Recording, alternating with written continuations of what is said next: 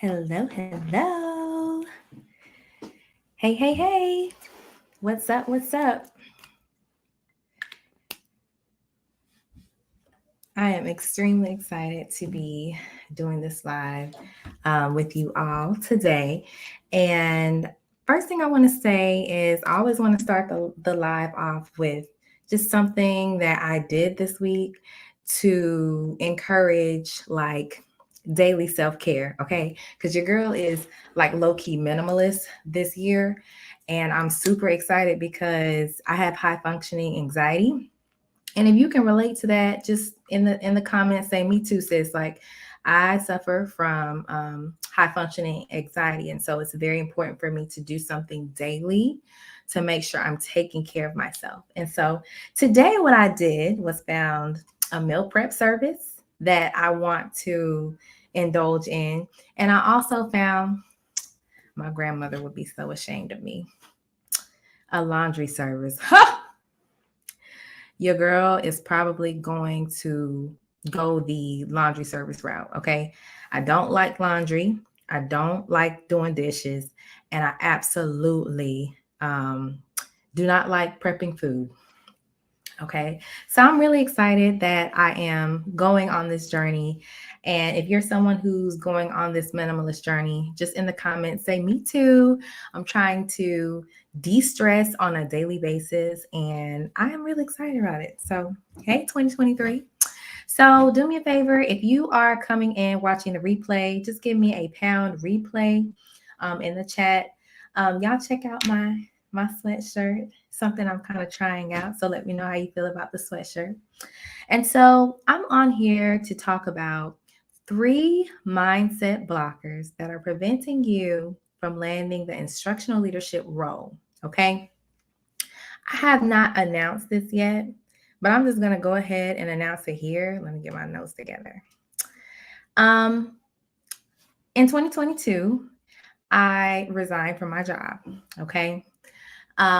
To take a new position for the Department of Defense. So your girl is now a federal employee. I am working as a professional development specialist, and I'm super excited because it is a promotion in every way. And I guess I really could have had the job sooner. But let me tell you what got in my way, and that's me. Okay, I had a lot of mind trash going on. I didn't feel worthy of the salary. I did not feel worthy of the work experience that I'm about to indulge in, which I'm really excited about. And so I just did not apply for the jobs that I knew I was even overqualified for. But because I saw that number, I was like, right? Or because I felt like I needed more experience or more education, I was like, So this live is all about making sure that we are acknowledging the mindset barriers and that we're actually doing something about it after the acknowledgement. Okay. So the first mindset blocker is you do not believe that there is enough leadership experience on your resume to qualify you as a superb candidate, right? And it's not that you don't have enough leadership experience. What it is you have not given yourself credit where credit is due, right? And so, what I mean when I say that is, I don't know if you all have heard about a brag folder. A brag folder is like a digital folder where you put all of your receipts, like you did this, you did that. In my brag folder, I have testimonials. Okay. I have emails where people were thanking me. I have different awards or accolades that I've been nominated for. Right. And so it's important to know that you are worthy and valuable, and that you have to know that yourself before anyone else can know it. Right. So make you a brag folder. That's one of the things that I go through with my clients. I need you to brag on yourself real quick before we even start applying for these jobs. Okay. And so it's really important for you. And I want y'all to put in the chat, in the comments, I want you to put I am worthy, because you are. And I always do that during a live because you have to say it to yourself and know it for yourself before anyone else can know it about you. Right. And so the second mindset blocker is that you have been overworked, overlooked, and underpaid for so long that you do not believe in your value, right? You feel that your application will be overlooked with someone who has more to offer. But what if you are the someone who has more to offer?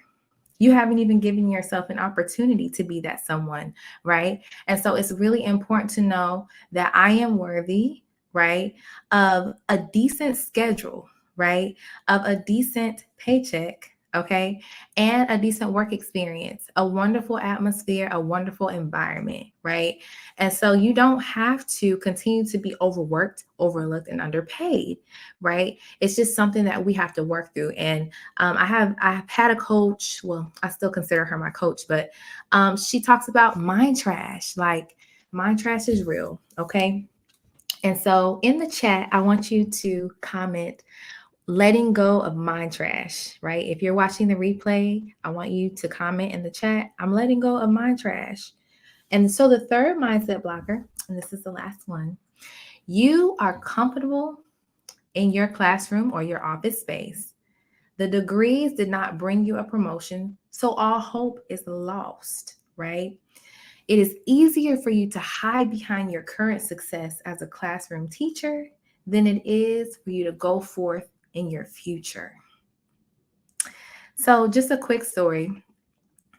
A lot of the inquiries that I get, whether it's on my job or on social media, is about classroom teachers who want to move forward, right? But they're comfortable, right? They're not willing to move, okay? They feel like they need to go get another degree. And let me just be clear. Degrees are great. I just want to put this disclaimer out there.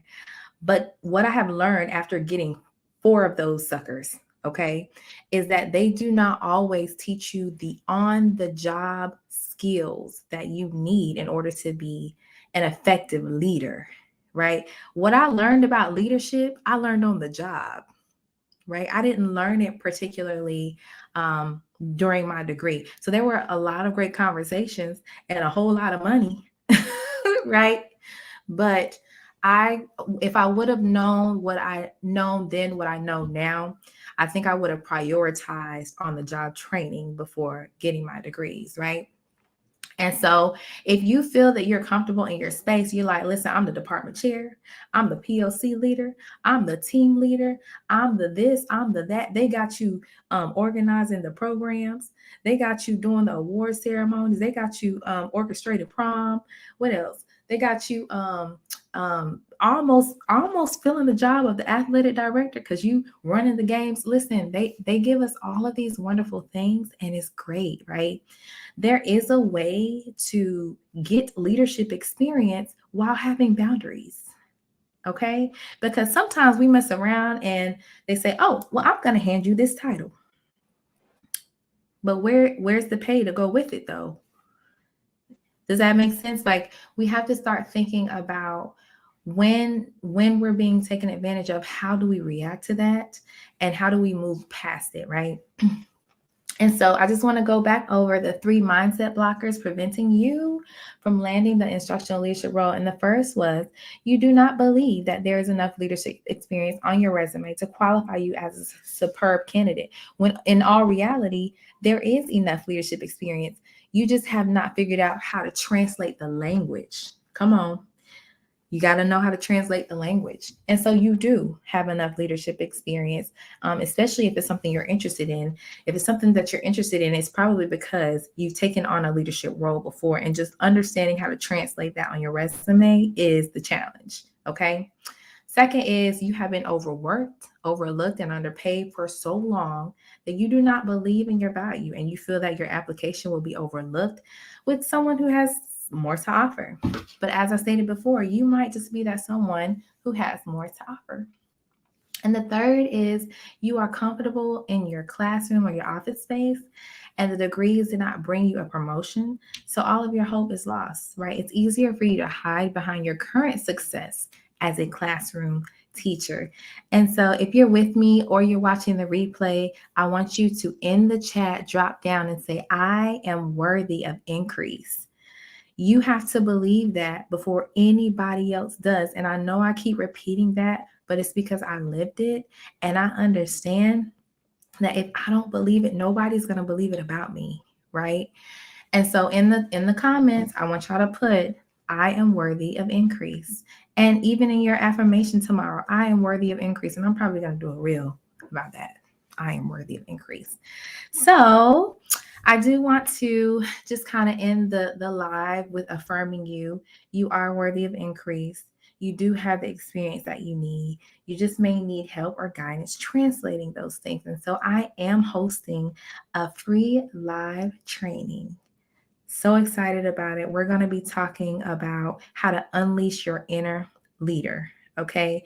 And how to ensure that you are the undeniable candidate, right? When you apply for these jobs, okay? For these instructional leadership positions. I also have a reel coming out that shows you the different instructional leadership positions that you can actually apply for. You don't have to just settle for instructional coach, academic coach, literacy coach. There are different forms of instructional leadership roles, which is one of the things I love about the whole structure of instructional leadership, right? And so make sure I will put the link in the comments for those who are interested in the free live training. And you can also go to my bio. It's the very first link. It says free live training. Okay. And I want you all to be there because that's where we're actually going to work through building what you need out in order to be the undeniable candidate. So until next time, tonight is Monday. Tomorrow is Tuesday. Make it a terrific Tuesday. And once again, if you're watching this now or you're watching the replay, in the comments, I want you to say, I am worthy of increase. Good night.